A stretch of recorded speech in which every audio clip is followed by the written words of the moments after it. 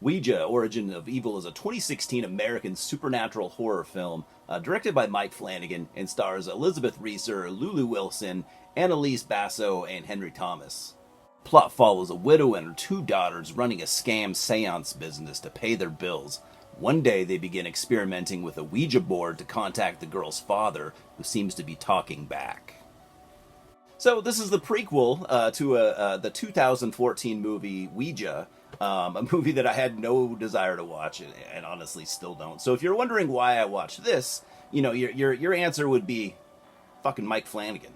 I just love the guy, and I will watch anything and everything that he directs. He is just one of the most, impressive raw talents that we have out there in horror, and I believe beyond. I believe he could easily do non-horror stuff that would be amazing as well. He has kind of dipped his toe or whatever. He's tiptoed around dipping his toe into a little bit of non-horror. What was that movie that he did last year? That was not, I wouldn't call that a horror movie. Life of the Guy. So anyway, yeah, I still haven't seen all of his stuff. Don't get me wrong, but I'm getting there. I've seen quite a bit of it. Midnight Mass being my absolute favorite so far. Just in my opinion, just a masterpiece. And while he puts his own touches, here, thankfully, it still suffers a bit from the kind of early to mid 2000s, horror tropes that are hard to escape. If you put out a horror movie around that time, like ghosts with the elongated mouths, stuff like that. But I suspect that may have been to kind of match the aesthetics of the previous film, but I'm not really sure since I haven't seen it. I just don't picture Mr. Flanagan doing something quite so generic. And overall, this is a very generic movie. It just is, especially the story. We have literally seen all of this before. But I'll take my man's take on generic compared to like Blumhouse trash and all the Annabelles and bullshit, Nun movies, fucking any day, man. So if you like all that kind of stuff, and I'm not judging you, you will love this, I think, because it is a step up from all of that Blumhouse shit. So beginning with the family, of course, Alice is played by Elizabeth Reaser, and she's really good here. She is struggling after the death of her husband, but she's tough and smart, and she's doing her best by running a fake business. I call it a seance business. I don't know if that's actually accurate, but yeah, you know what I mean. She's running this business with her two daughters, justifying the scams by saying that it makes people feel better, a little bit of closure, and she's not entirely wrong. The story is set in 1967, which is cool. I tend to like period pieces or retro horror or whatever you want to call it. So when Alice and the kids, find a Ouija board, I was going to bring this up too. Did you guys all, especially Americans, did you grow up saying Ouija? Because I sure the fuck did.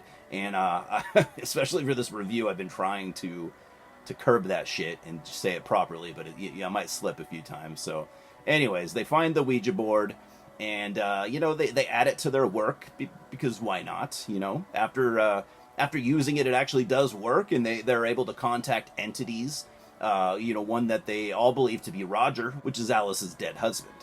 But the more that they use it, Doris, the younger daughter, begins to start acting strange, writing in languages she doesn't know. We've seen that 1,000 times, but, it's effective enough here. And it's Mike Flanagan's touches that save this entire movie.